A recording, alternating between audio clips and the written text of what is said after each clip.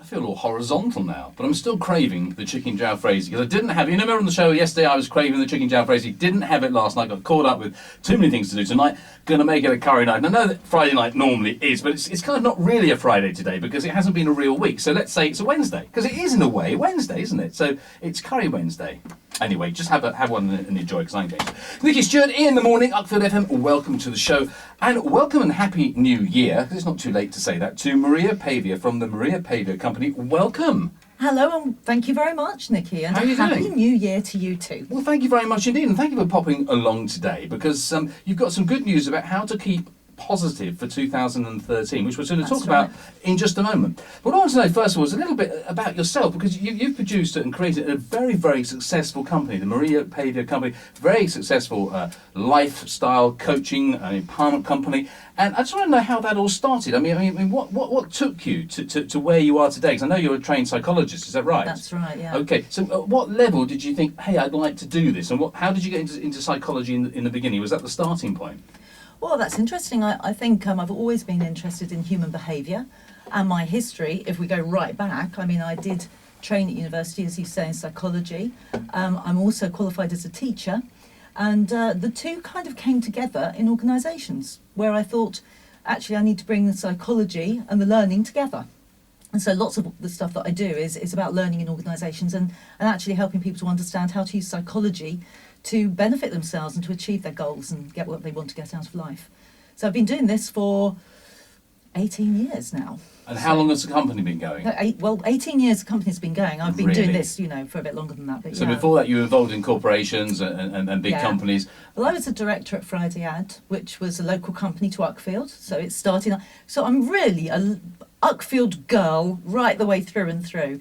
And we're still in Uckfield now, running our business. So although I'm all over the country, all over the world, we still run it from here because we love it here. And also you have a great passion for music, a dark horse, because we just met the last time just before Christmas when you came in your crazy get-up, which was lovely. And thank you for bringing some festivities to Uckfield FM. But I hadn't heard any of your work, and I just literally came across your name on Google in the music sector. Yes. That's incredible. You write your own music as well. I do. Well, I've been a performer for more years than I like to mention, really. I started when I was 18 as a jazz singer in a jazz band, which at that time wasn't really the most popular type of music to be in, but I've always loved jazz, and I used to sing with my jazz band. Wow. And ever since then I've been guest singer with jazz bands, and now I do perform solo. I play piano and sing. It's beautiful stuff. How did you get into jazz? Was it your background through your family, or what? Because it wasn't then, as you say, a very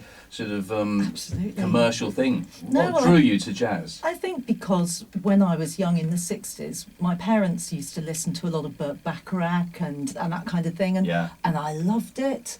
And then you go through a phase when you kick against it, and then you come back home to the things that were kind of part of your roots.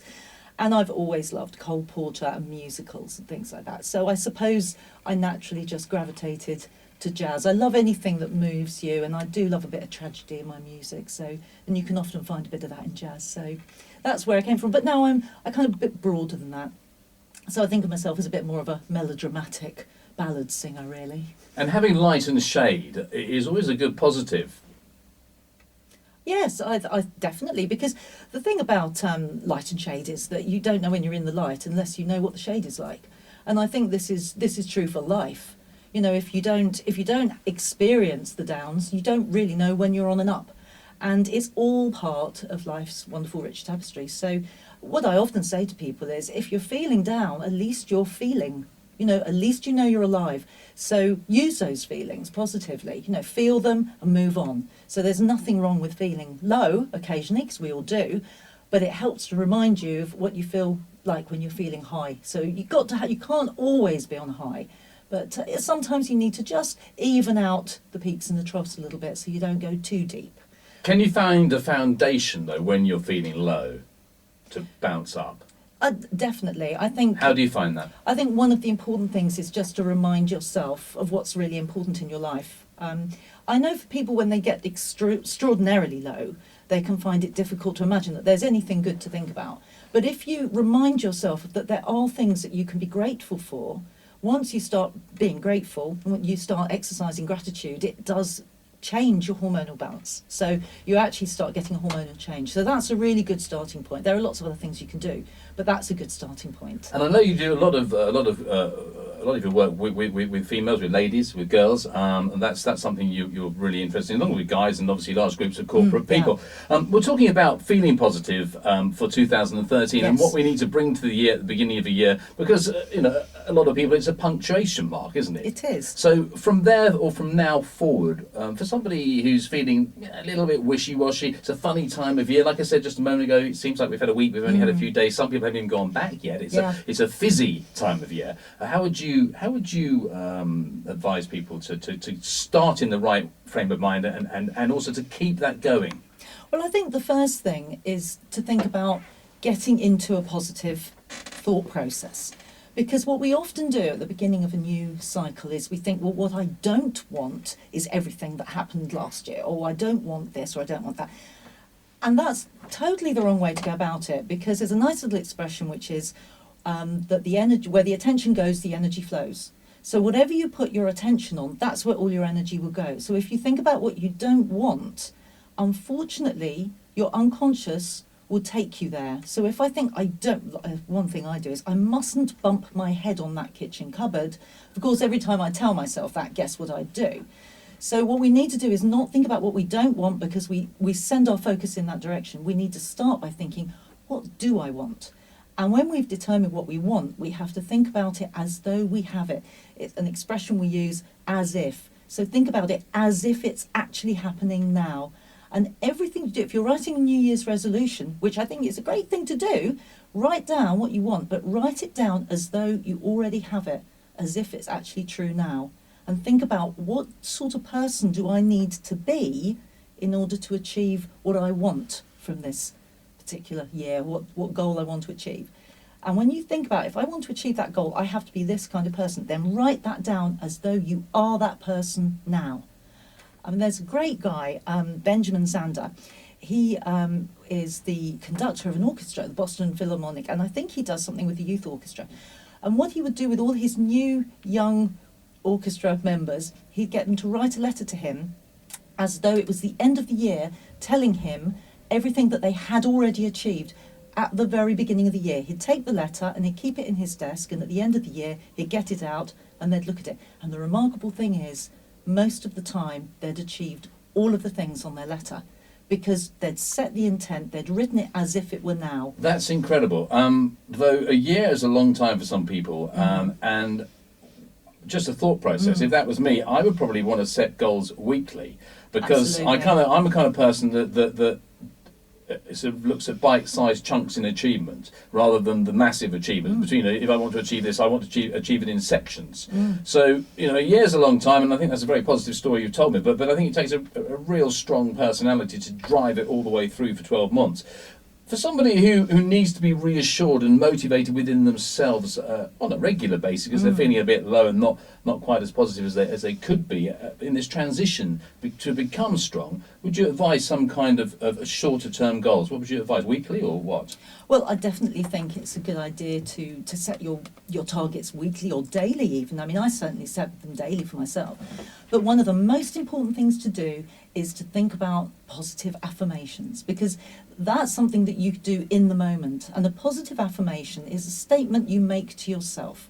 So you say to yourself, this is how I'm feeling, as though it's true. So if you're unhappy, you don't want to talk about to yourself, oh, I'm feeling low, I'm feeling unhappy. So what you need to do is turn that into something that is positive in the now. So you say, I feel happy now.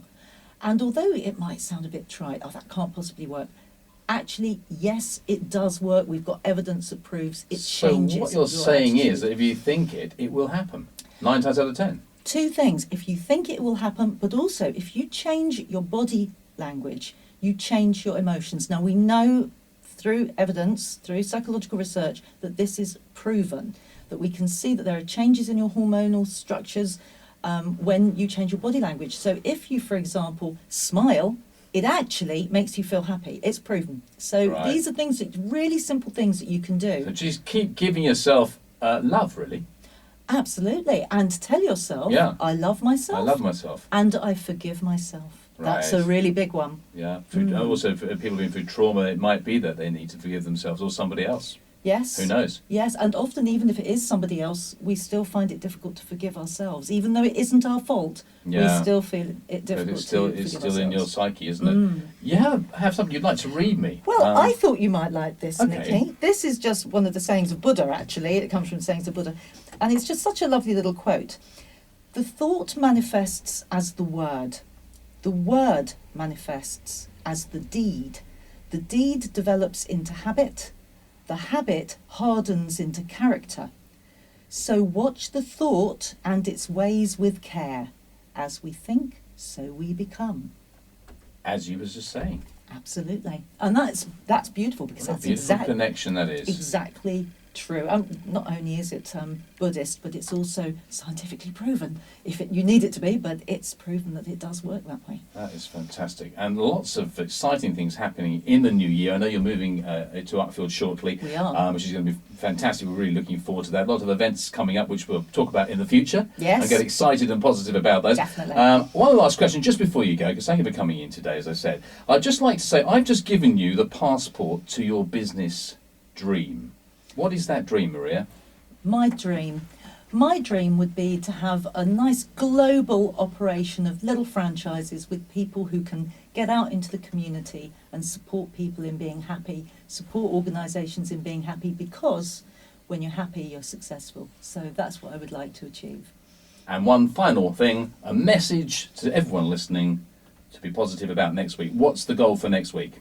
The goal for myself or for everybody else? For everyone else. For everyone else, I think don't listen too much to what the media tells you. Go with your instincts. Things are looking good. Things are improving. So tell yourself, we're on the up and up. Things are getting better for the new year. Maria, thank you so much. We'll see you soon. Thanks for popping in this morning. Thank you, Nicky.